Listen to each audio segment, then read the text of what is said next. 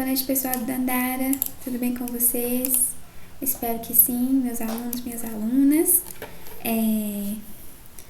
Esse aí, né, que a gente tá nesse calorão danado. A gente tá no meio de uma pandemia, as coisas não estão fáceis. Mas eu tenho muita esperança que em breve a gente vai poder se reencontrar, né, aí nas nossas atividades presenciais. Qualquer coisa que vocês estiverem precisando, por favor, falem comigo, com os outros professores, pode ser inbox, que a gente segue junto aí nessa caminhada, beleza? E hoje nós vamos falar então de um tema que a galera adora, né? Ama de paixão, que são os cálculos químicos. Em geral, quando eu começo a dar essa aula nas minhas turmas, né, eu tenho essa reação. As pessoas ficam de cabelo em pé, ficam, pelo amor de Deus. Por que a gente não pode... Química já não é uma coisa muito simples, né? Por que a gente não pode, então, focar em aspectos das propriedades, né? Coisas que são mais de observação. Por que a gente tem que meter matemática no meio? Bem, explicando o porquê, né? É importante lembrar que a química é uma ciência que estuda a natureza. E a natureza em si, ela não dá mole. Ela é complexa. Ela é repleta de diversas proporções, né? A matemática está muito presente no mundo em que a gente vive e nos fenômenos naturais. Então, se eu não ensinar para vocês pelo menos o básico dos cálculos químicos, né, vocês vão estar sendo tolhidos, está sendo tirado o direito de vocês de entender um conhecimento humano que é direito de todos, né? Lógico que quem quiser fazer um curso avançado nisso vai ter que buscar um curso superior de engenharia, de química, mas vocês, como cidadãos dessa sociedade, que têm direito de voto, que têm direito de entender o mundo que vocês vivem, devem entender, tem que pelo menos ter o direito de entender esses assuntos, tá? Conhecimento é poder, como eu sempre falo para vocês. Outra coisa que é legal vocês conhecerem também, né, que tem um filósofo que eu acho bacana, que ele fala que os elementos químicos são os ingredientes da receita de tudo no mundo, né? E de fato é verdade. E se a gente conhece só os ingredientes, não conhece as proporções, como as coisas se dão, a gente não tem um conhecimento como um todo. Então, por isso que a gente tem que entender aí a receita, né, desse mundo que a gente vive. No âmbito da ciência, né, os cálculos químicos, eles vão ter um papel muito importante na nossa vida, muito mais do que a gente pensa. Porque além de ajudar a gente a entender as fórmulas das substâncias, como os átomos se ligam, ela também é muito auxiliada para viabilizar os processos, avaliar se eles estão bons ou ruins e tomar decisões. Por exemplo, vocês pensam né, vocês acendem a luz da casa de vocês, vem a luz, e assim, além de vocês, moram milhões de pessoas em Belo Horizonte, né? E como é que essa energia chega para todo mundo? Tem engenheiros responsáveis que pensam como é que a força lá da hidrelétrica vai chegar na casa de cada um de nós, com a potência adequada, com a luminosidade adequada. E tudo isso são o quê? Cálculos. Cálculos, às vezes, até mais simples do que a gente pensa. Mas isso é importante, né? Para a gente entender como é que a nossa sociedade funciona. Por exemplo, na hora de escolher se a gente trabalhar numa termoelétrica, né, que são usinas que geram calor com a queima de combustível e não com a água, como é a hidrelétrica, vocês devem ver até em geografia isso, é muito comum que o engenheiro ele vai escolher um combustível a outro. E como é que ele escolhe? Se ele vai usar gasolina, ou se ele vai usar carvão, ou se ele vai usar etanol na termoelétrica. Ele faz cálculos. Aquilo que tiver com preço melhor, aquilo que gerar mais energia, ele vai optar. Então, tá vendo como isso é importante socialmente, né? E quando vocês entendem isso, vocês podem opinar, né? Se tem um plebiscito, se tem um projeto que vai impactar a vida de vocês, a comunidade de vocês podem opinar. Então, conhecimento é poder. E o Enem vai pedir isso muito de vocês, que vocês articulem isso, entendam os cálculos químicos e os impactos que ele tem na nossa vida. Eu trouxe aqui algumas habilidades do Enem para mostrar para vocês em qual delas são presentes os cálculos químicos, né? E que elas podem ajudar. Por exemplo, essa 7 aqui, ela pede que lógico que eles não vão pedir isso de vocês, eles vão trazer um contexto, né? Mas uma questão, ela pode pedir para que vocês compreendam, né? Ou escolham um teste de controle que vai ajudar ali a avaliar um produto para ver se o consumidor está sendo lesado ou não. Essa aqui, né? A H7, habilidade 7. Por exemplo, você já deve ter falado de postos de combustível que adulteram gasolina, né? Eles colocam mais álcool do que pode na gasolina, porque para eles é mais barato o álcool que a gasolina.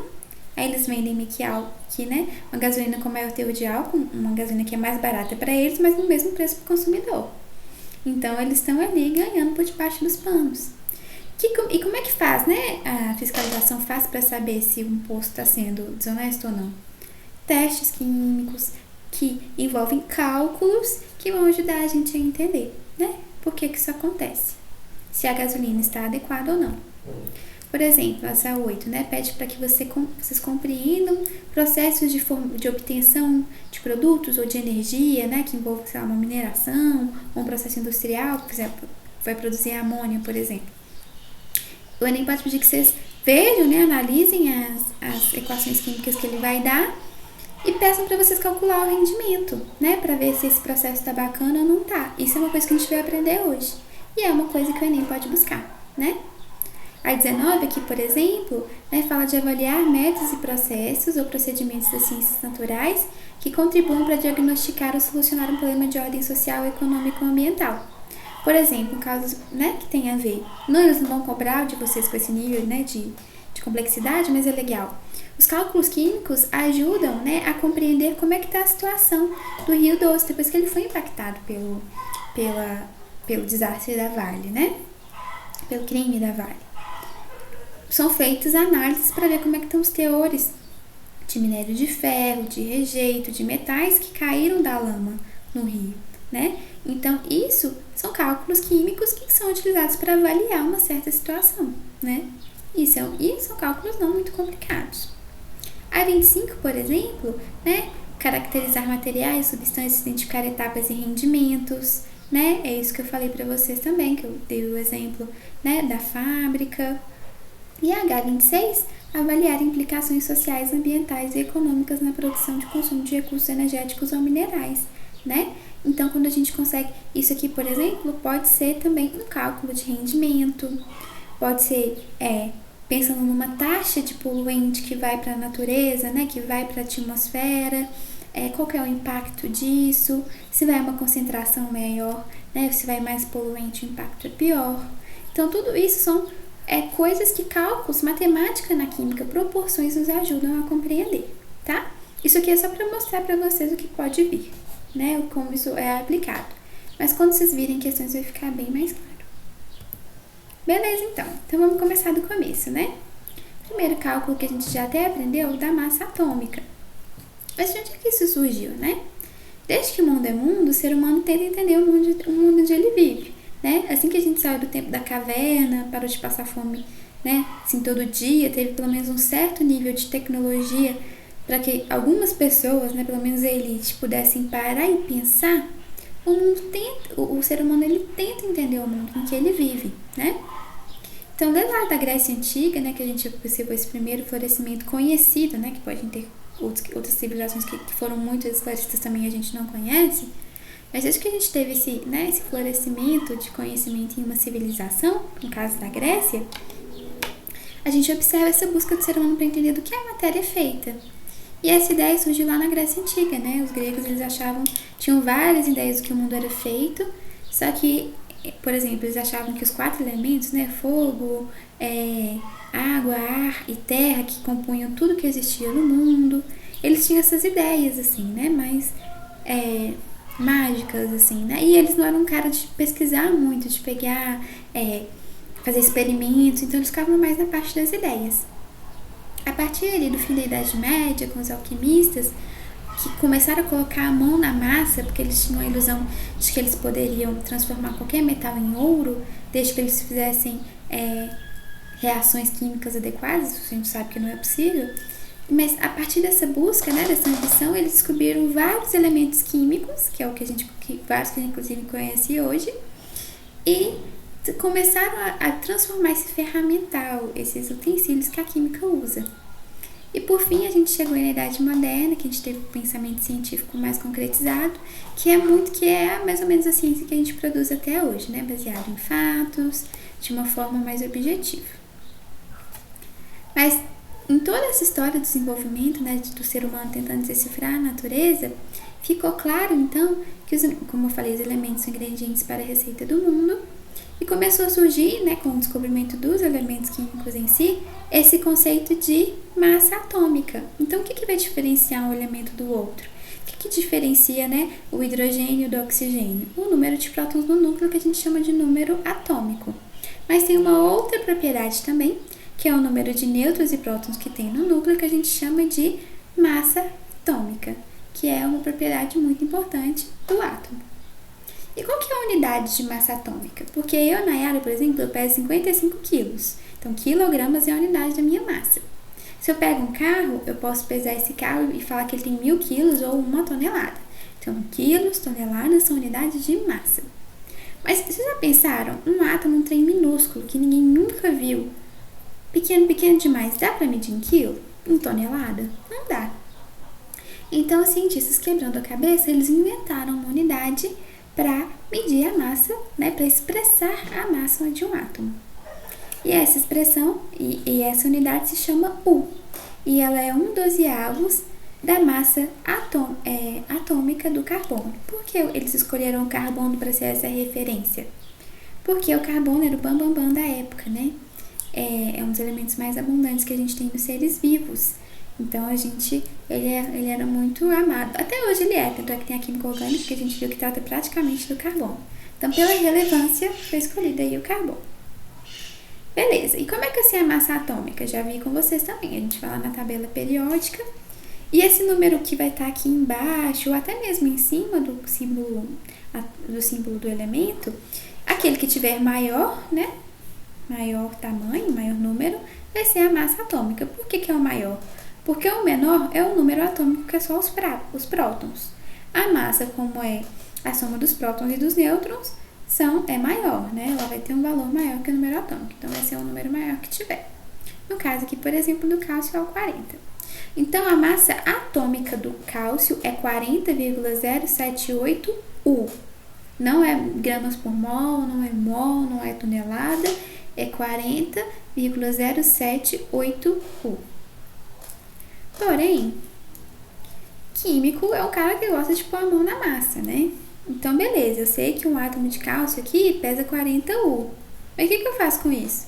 Não tem no mundo balança que seja tão precisa a ponto de conseguir medir uma massa tão pequena, né? Porque o instrumento que a gente mede as coisas tem que ser comparável com o que a gente tá medindo.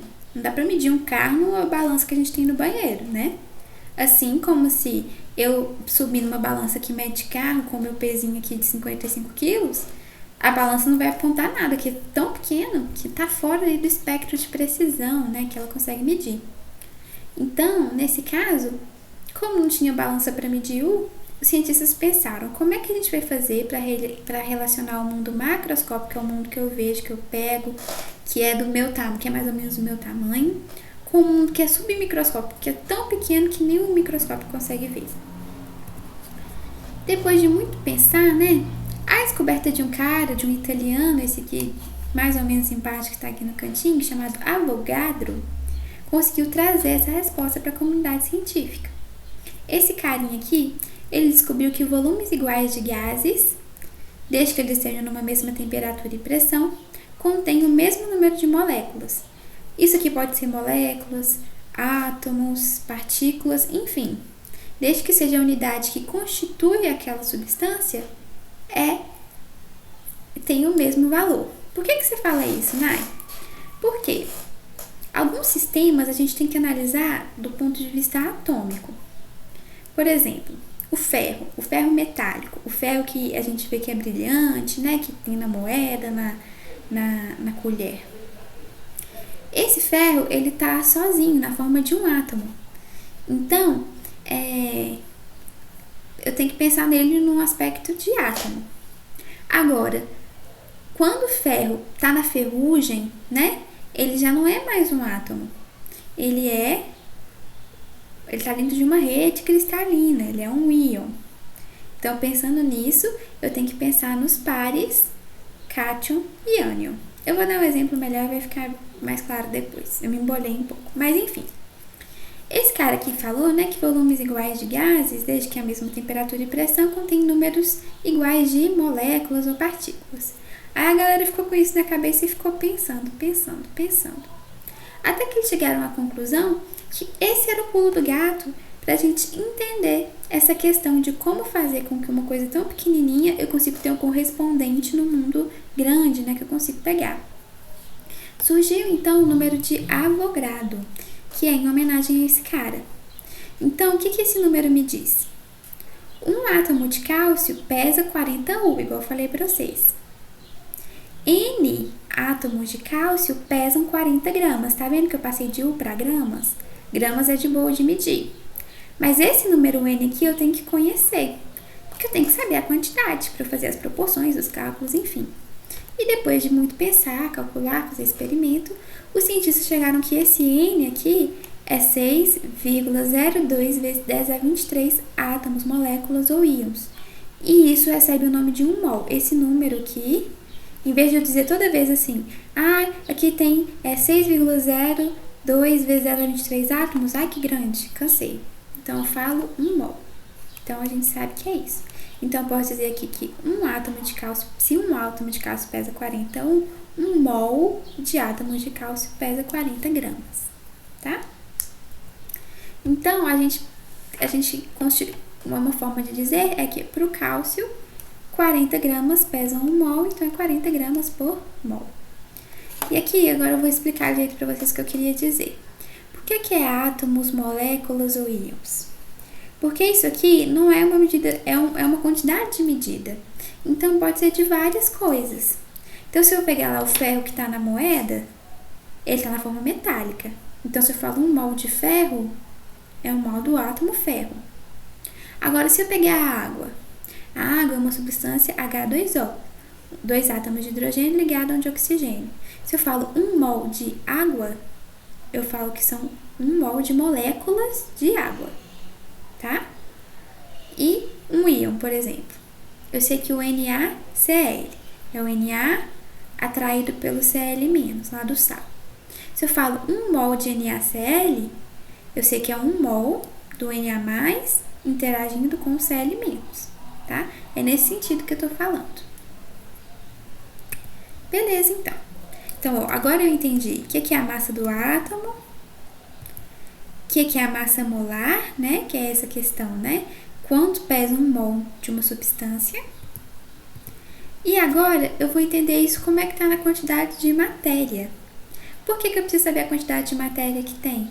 Para eu conseguir fazer meus cálculos, que eu falei para você, da usina, da fábrica, tá? Essa é uma ferramenta muito importante que o químico usa.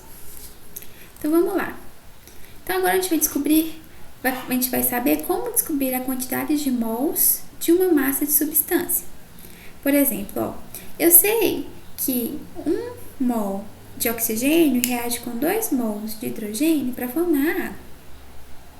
Tá. Mas como é que eu faço isso? Eu tenho aqui 10 gramas de hidrogênio. Quanto que eu consigo fazer de água a partir disso, né? Essas foram as perguntas que os cientistas tinham, né? Como é que eu vou usar isso de uma forma prática? Então, é necessário a gente passar então aquela massa que a gente tem lá na balança para o número de mols para saber o que eu posso fazer, o que eu posso reagir. Então, aqui, o primeiro passo para a gente fazer isso é determinar a massa molar da substância, que é expressa de grama por mol, né? Como eu falei para vocês, a massa molar aqui, né, ela vai ter uma correspondência com a massa atômica. Então, por exemplo, aqui o açúcar, tá? Eu quero descobrir aqui quantos mols de glicose, que é o açúcar, o nome científico do açúcar, eu tenho num saco de 5 kg de açúcar. Então, primeiro eu vou vir aqui analisar a molécula da glicose. E eu vou somar as massas atômicas que essa molécula tem. Ó, eu tenho 1, 2, 3, 4, 5, 6 carbonos. Então, é 6 vezes a massa atômica do carbono. Eu tenho 1, 2, 3, 4, 5, 6, 7, 8, 9, 10, 11, 12. Eu tenho 12 hidrogênios, então é 12 vezes a massa atômica do hidrogênio. Oxigênio, 1, 2, 3, 4, 5, 6. 6 oxigênios. Então, eu substituo aqui, só que aqui eu já posso fazer o pulo do gato, porque eu sei que eu posso fazer ser igual a grama, desde que eu considere o mol. Então, aqui eu posso substituir 12U por 12 gramas por mol. Então, eu substituo aqui eu descubro que que a glicose, né, o açúcar, ele tem uma massa molar de 180 gramas por mol. Então, a cada 180 gramas de açúcar, eu tenho 1 mol de glicose. E o que significa? Em cada 180 gramas, eu tenho 6,02 vezes 10 a 23 moléculas de glicose. Agora que eu tenho essa proporção com o mundo real, o que eu faço? Eu pego a massa que eu tenho e divido pela massa molar do açúcar, da glicose. Então, N dividido por 5.000, porque 1 quilo é 1.000 gramas, né? Dividido por 180 gramas por mol, corta grama aqui. O mol que tá aqui dividindo passa para cima multiplicando. Então, quando eu faço essa continha, eu tenho que num saco de açúcar de 5 quilos, eu tenho 27,8 mols de glicose. E por que isso é importante? Lembra para vocês que eu falei que os elementos são os ingredientes e tudo que faz o mundo é uma receita com esses ingredientes? Então, se eu tenho esse pulo agora, eu sei como fazer diversas coisas com açúcar, por exemplo. Se eu preciso de faz de conta que eu estou fazendo uma reação que depende de 2 mols de açúcar para acontecer, né? Então, se eu preciso de 2 mols de açúcar para produzir um composto A, né, como produto, eu tenho uma proporção de 2 de açúcar para 1 de A. Se eu tenho 27,8 mols de açúcar, eu vou ter, então, mais ou menos 14 mols de A, um pouquinho menos, né? Então, tá vendo como isso me dá predibilidade? Então, se eu faço um processo industrial que eu estou usando 27,8 gramas de açúcar e estou tendo 1 quilo de A, esse processo tá legal? Não tá. Porque era para eu conseguir quase 14, eu estou conseguindo 1 mol de A só. Isso é muito pouco. Então, a partir disso, vocês podem tomar uma decisão de que esse é um processo ruim. Então, ele tem que ser melhorado. Agora, se é um processo com 27,8 mols de açúcar, eu consigo 12 mols de ar, então esse é um processo bacana, tá quase 100% o aproveitamento, né? Tô conseguindo muito ar, quase que o máximo que eu consigo. Então, isso eu posso dizer que é um processo bom. Acreditem ou não, gente, muitos engenheiros tomam decisões assim, né? É lógico que com mais variáveis envolvidos, mas isso é uma forma que os engenheiros químicos usam para avaliar se um processo é bom ou não, tá? Olha só. Bacana, né? Legal. Uma coisa que é interessante também, não sei se vocês gostam, né? Mas todo mundo com certeza já tomou um Nescauzinho, fez um brigadeiro com Nescau. O Nescau aqui, ele tem 15 gramas de açúcar, tá? Por a cada 20 gramas, ou seja, bastante açúcar. Então, maneirem que é bem perigoso. A partir disso, por exemplo, se o componente A aqui for uma substância que eu consigo reagir com açúcar e descobrir a concentração de açúcar, essa proporção que eu tenho aqui me permite dosar a quantidade de açúcar que tem no Nescau para saber se a Nescau está falando a verdade mesmo, né? Então faz de conta que eu quero saber isso. Se a proporção der certinho aqui, né? Eu sei que tá de acordo com o que a Nestlé falou, né? Porque através do A eu posso descobrir o açúcar. Belezinha, então. Agora, então, a gente já falou da massa atômica, já falamos como ela interfere na massa molar, né? Como a massa molar nos ajuda a entender o mundo macroscópico, de acordo com o sub, né? Dizer, nesse prato aqui de açúcar tem quantos átomos de açúcar, moléculas de açúcar. Então, agora a gente vai entender como é que essas proporções elas ajudaram os cientistas a descobrir as fórmulas químicas das substâncias, né? Porque isso não é uma coisa banal. Então, como é que os cientistas faziam, né, antigamente, entendendo? Como é que eles sabem, né, que a água é H2O? Porque isso não é óbvio, né? Não está escrito em nenhum lugar. Deus não disse para eles. Eles correram atrás de descobrir. Então, como é que os cientistas faziam, né, mais antigamente, quando as substâncias não eram conhecidas? Eles tinham os laboratórios deles e eles faziam várias operações para tentar decompor uma substância. Então, por exemplo, eles podiam usar uma eletrólise. O que é eletrólise? Eu colocar uma energia numa substância para fazer com que ela se decomponha, gerando seus reagentes. Então, eles fizeram isso com a água. E viram que, quando eles fizeram isso com a água, saiu uma determinada quantidade de hidrogênio e uma determinada quantidade de oxigênio. O que eles perceberam? Que quando eles pegavam 9 mols de água e faziam essa eletrólise, saíam 6 mols de hidrogênio e 3 mols de oxigênio. Então, quando eles tentaram fazer uma fórmula química para a água, né, entender do que a água era feita, como é que os elementos estavam ligados, a proporção, eles viram que era H6O3. Quando a gente simplifica aqui, né, porque esses índices aqui, eles sempre têm que estar os menores inteiros possíveis, dá o H2O. É óbvio que não foi assim tão simples, né, teve outros processos, mas isso é uma forma semelhante ao que eles conseguiram desenvolver, né? Então, essa é uma forma como os cientistas descobrem as formas dos elementos e as proporções, tá? Então, sempre que tem esse númerozinho embaixo, que a gente chama de,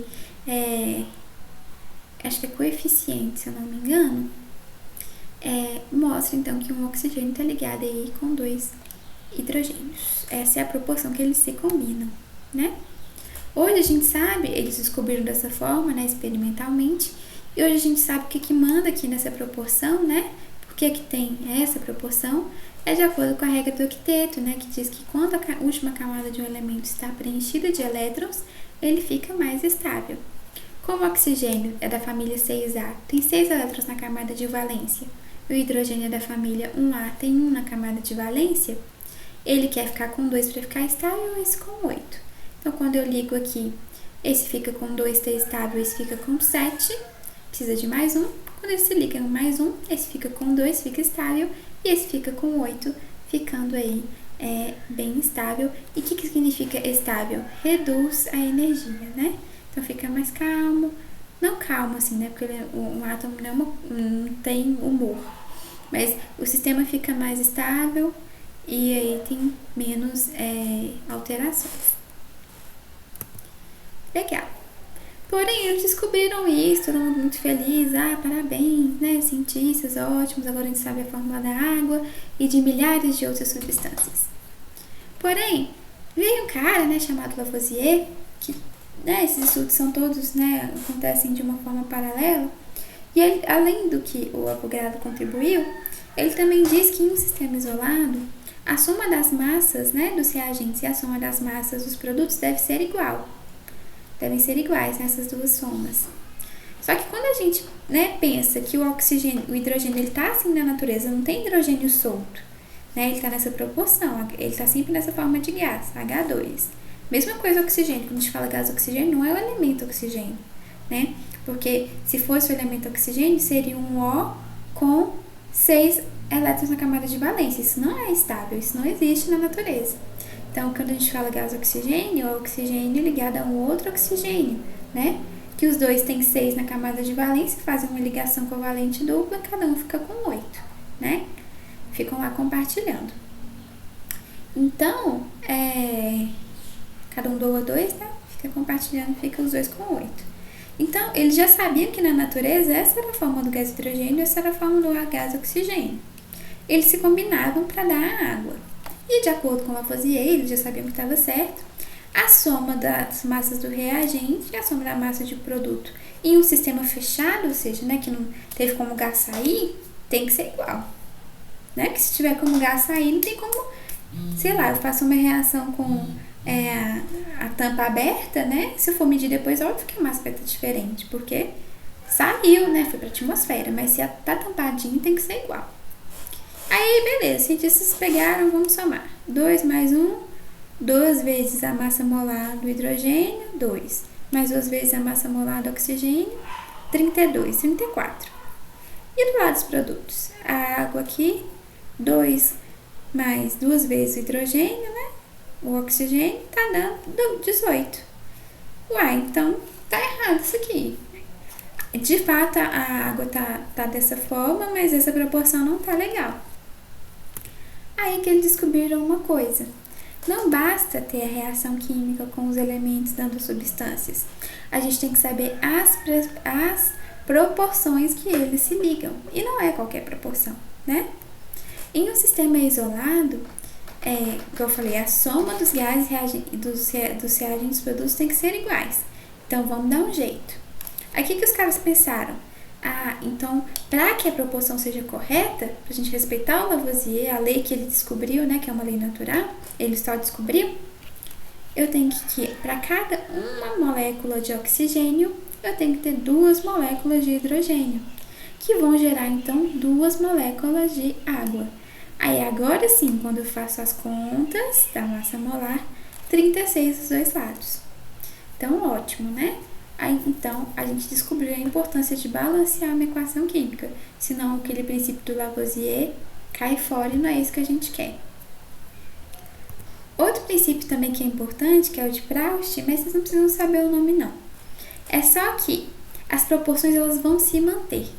Então, se eu tinha essa proporção, né, de 2 moléculas de água, eu preciso de 2 de hidrogênio e uma de oxigênio, se eu multiplicar por 2, eu multiplico tudo por 2, para que continue a proporção. Então, eu vou ter para 4 moléculas de água, 4 de hidrogênio, 2 de oxigênio.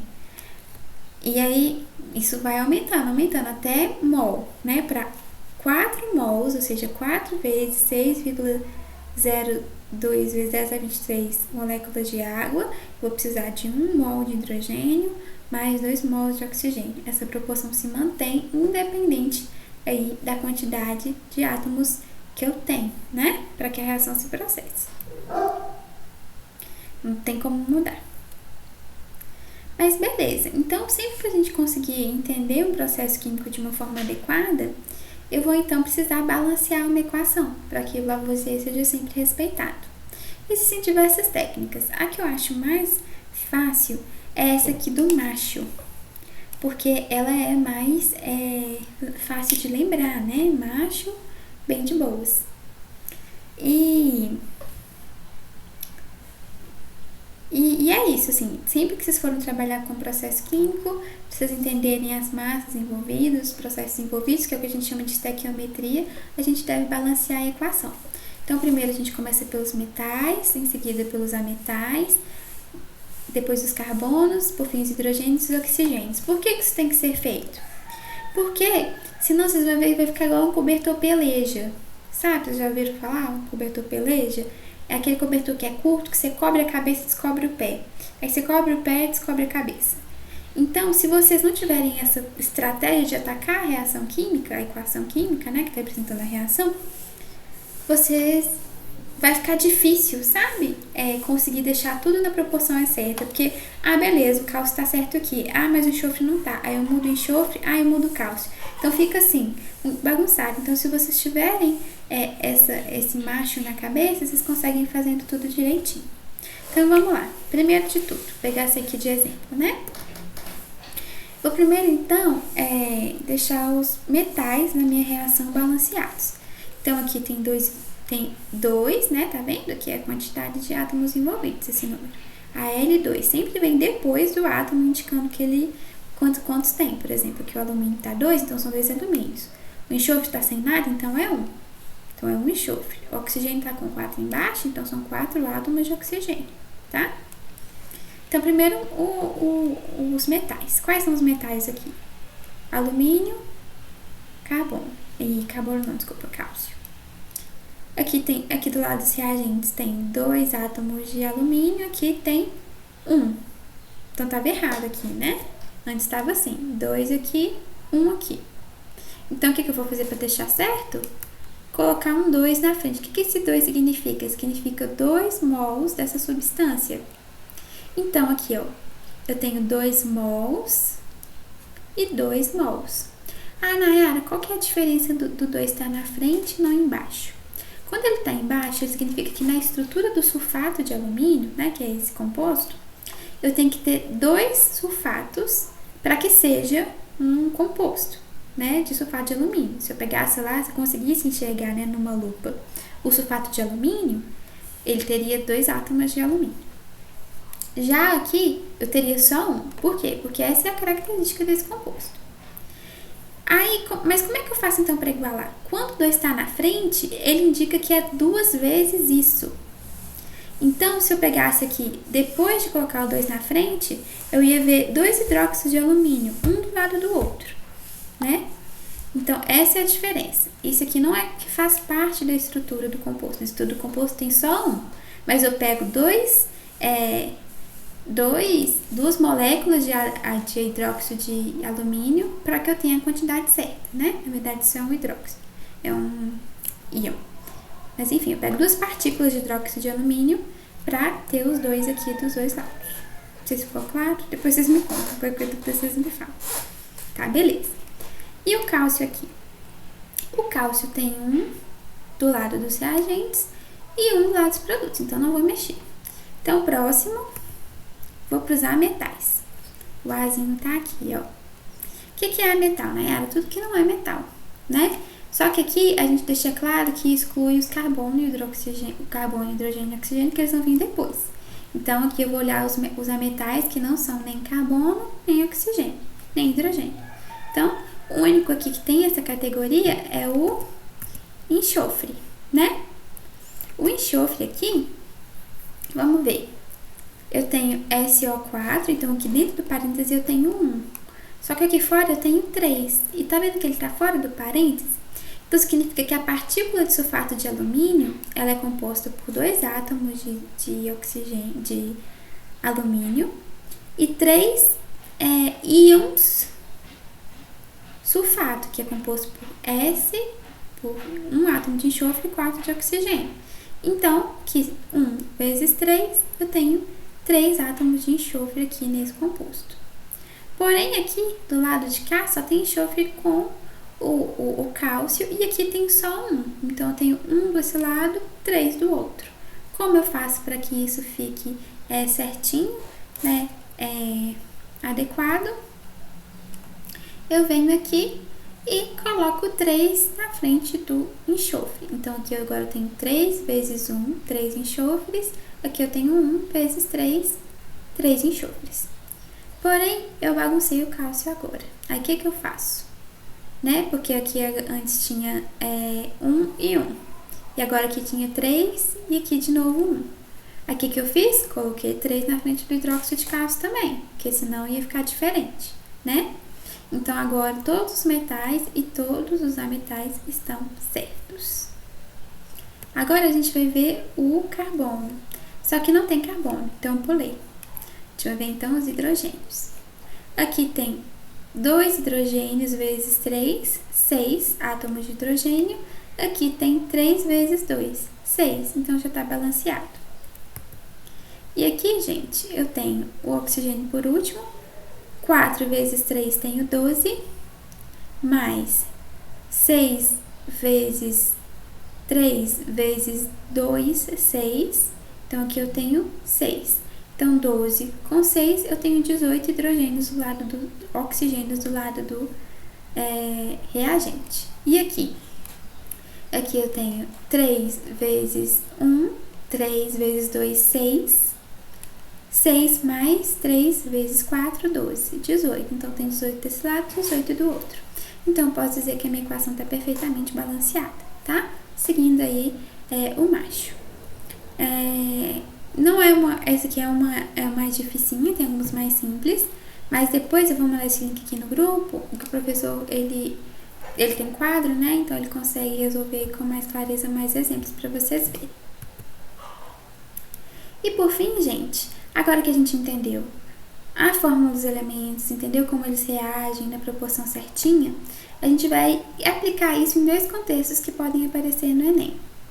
O primeiro é o rendimento de uma reação, que eu falei que é justamente isso, né, que os engenheiros eles vão usar para ver se um processo está bacana ou não, né? E o rendimento, né, mede com base na massa dos reagentes o ponto da reação produtiva de produtos, né? Uma reação perfeita é aquela, né, que você coloca X produtos e todos os produtos são revertidos em reagentes. Então, eu tenho um rendimento de 100%. Não tem mais reagente, só produto no fim da reação. Porém, a gente não vive num mundo perfeito, né?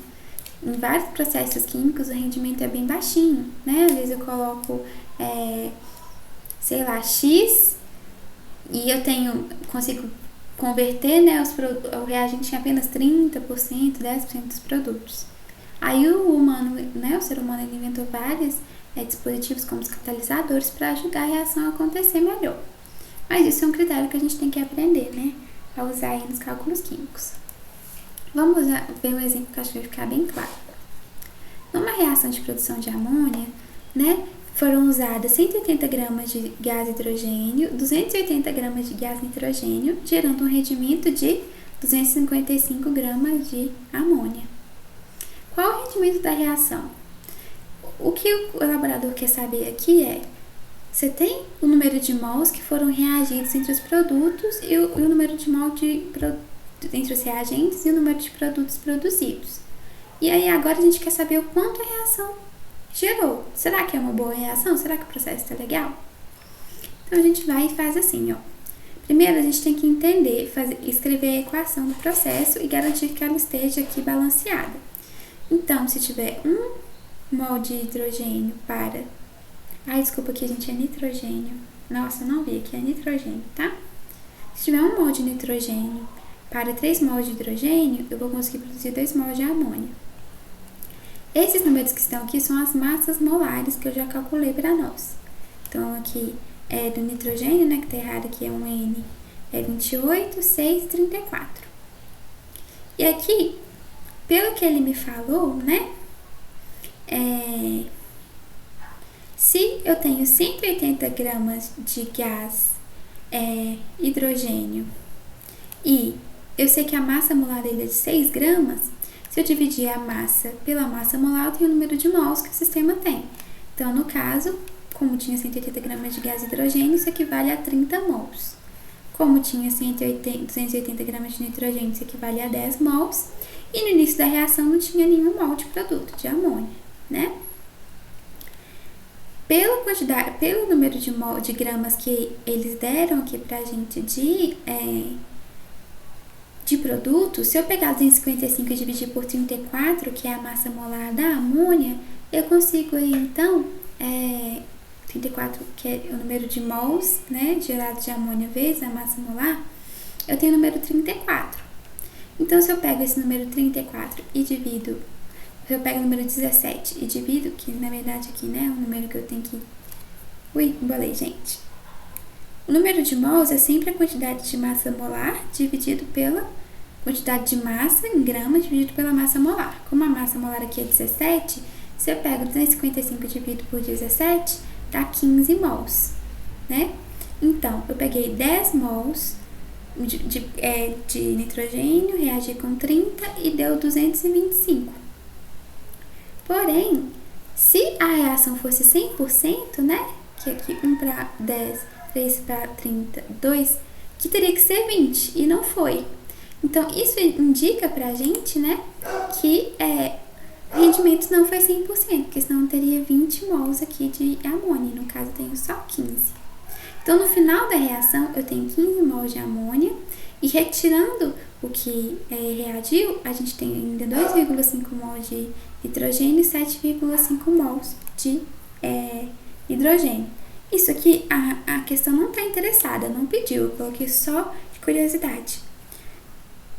Para calcular o rendimento, o que a gente tem que fazer é comparar com a quantidade que teria sido se fosse 100% e a quantidade que a gente conseguiu. Fazendo uma regrinha de 3, a gente tem que o rendimento da reação foi de 75%, que não é um rendimento ruim, né? Mas não é 100% do que a gente quer. Outro conceito importante que a gente tem também é o de reagente limitante em excesso, né? Os reagentes, o que é um reagente limitante? É aquele que está em menor proporção do que ele deveria estar e por isso ele barra o desenvolvimento da reação. Igual eu falei para vocês aqui, né, pela lei de Proust. As proporções, elas não se alteram, né? Sempre para ter 4 mol de água, eu tenho que ter 4 mols de hidrogênio e 2 mols de oxigênio. Não tem que, tá faltando hidrogênio, deixa eu passar um mol aqui que tá sobrando de hidrogênio para fazer acontecer. Não, é essa a proporção, é essa a receita. Então, não tem como inventar, né? Então, aqui no caso, ele pode pedir para vocês descobrirem qual que é a gente está em excesso, qual que é o limitante da reação. Então, vamos ver esse exemplo aqui, ó. Na reação química de formação da ferrugem, né, que a gente vê no nosso dia a dia, essa é a fórmula química da ferrugem, tá, gente? É um óxido de ferro. estão disponíveis, para a formação da ferrugem, né, estavam disponíveis 222 gramas de ferro e 48 gramas de hidrogênio. Qual o reagente limitante e o reagente em excesso? Assim, olhando à primeira vista, né, parece que o reagente limitante ao oxigênio, que ele tem maior quantidade. Mas será? A gente tem que lembrar da massa molar dos compostos, né? Vamos comparar então. Então, para a gente saber a proporção, né, se vai precisar de mais ferro, de mais oxigênio, a gente tem que equilibrar a equação química, né, e balancear. Se vocês olharem aqui desse lado dos reagentes, tem um átomo de ferro, aqui tem 4. Então, já não está balanceado. Mesma coisa que o oxigênio tem 2 átomos, aqui tem 6. Então, a primeira coisa que eu vou fazer é balancear essa equação química, né? Então, usando aqui pelo método do Marshall, primeira coisa, o ferro ele tem que ser balanceado, né? Então, esse aqui tem 4, que é o metal. Então, eu vou pôr 4. Como só sobrou o oxigênio, né? E aqui tem 6. Então, aqui eu vou ter que pôr um 3, porque 3 vezes 2, 6. 2 vezes 3, 6. Então, agora com a minha equação balanceada, mesmo número de átomos de cada espécie em ambos os lados da equação, né, do processo, eu tenho, então, posso fazer os meus cálculos. Então, a proporção é de 4 mols de ferro para cada 3 mols de gás e oxigênio. A massa molar, né, desse composto aqui... deixa eu tirar aqui, a gente tá com errinho. Desculpa. Vacilei. A massa molar de um átomo de ferro é 55,5 gramas por mol. E a massa molar de uma molécula de oxigênio é 32 gramas por mol, que é 2 vezes a massa atômica do oxigênio. Então, quando eu comparo aqui... Ai, gente, peraí que tá errado aqui.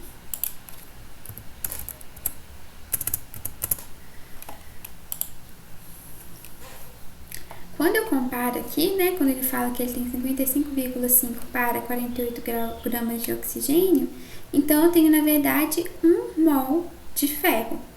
Então, eu tenho essa proporção de 4 para 3. E aqui, quando eu faço as contas, eu descubro que eu tenho 1 para 1,5. Beleza, mas como é que eu faço essa conta para saber se a proporção de 1 para 1,5 é a mesma proporção de 4 para 3? E se não, qual que está em excesso? Eu pego 1 como referência, né? Se para 4 mols de ferro eu preciso de 3 moléculas de oxigênio, né? 4 para 3. Se eu tenho 1 mol de ferro, qual a quantidade de mols de gás oxigênio eu precisaria? Eu faço essa regrinha de 3 e o resultado dá que seriam necessários 0,75 mols de ferro. De oxigênio, desculpa, para cada 1 mol de ferro, 0,75 mols de oxigênio. Porém, pelas contas que eu fiz aqui, que a gente fez junto, né? Eu tenho 1,5 mols de oxigênio. Não sei se ficou claro, né? Como é que eu calculei isso? Eu peguei a massa molar, que é 32, peguei a massa que eu tinha, 48, dividi 48 por 32, deu 1,5. Então, usando o ferro como referência, eu sei que esse tem aí, para 1 mol, né? Essa massa de ferro seria necessário só 0,75 mols de oxigênio. Como eu tenho 1,5, tá dobrado. Então, o ferro é o limitante, porque como ele está em menor quantidade, menor proporção, ele vai limitar, vai parar a reação vai acabar quando o ferro acabar, né? Vai acabar assim de acontecer, né? Vai ficar em equilíbrio quando o ferro acabar. E que o reagente em excesso é o oxigênio. Então, assim que eu terminar com o ferro, ainda vai sobrar oxigênio para contar a história, tá? Isso é importante porque desmistifica, né? Tem gente que acha que, não, deixa eu chutar aqui. O composto que tem mais massa, ele está em excesso, que tem menos é o limitante. Não, a gente tem que fazer todas essas continhas, balancear a equação, ver a massa molar, ver o número de mols, que é a quantidade de matéria, e depois comparar aqui com essa proporção. 4 para 3, se eu tenho 1 aqui, quantos eu precisaria, né? E com isso eu consigo dizer aí se está em excesso ou em limite. Então é isso, pessoal. pessoal, hoje eu sei que a aula foi um pouquinho mais densa, eu tentei trazer os cálculos da maneira mais de boas possível, mas eu sei que não são conceitos triviais, então eu recomendo que vocês vejam a aula de novo se precisar. Até tem a velocidade 2 no YouTube, né? Às vezes dá uma dinamizada na aula, para quem gosta de ver uma aula mais rápida. Tentem fazer muitos exercícios, fazer mapas mentais, resumos, que vocês vão fixar essa matéria com certeza. Tá bom? Um abraço para vocês e boa noite. Qualquer coisa eu tô aqui.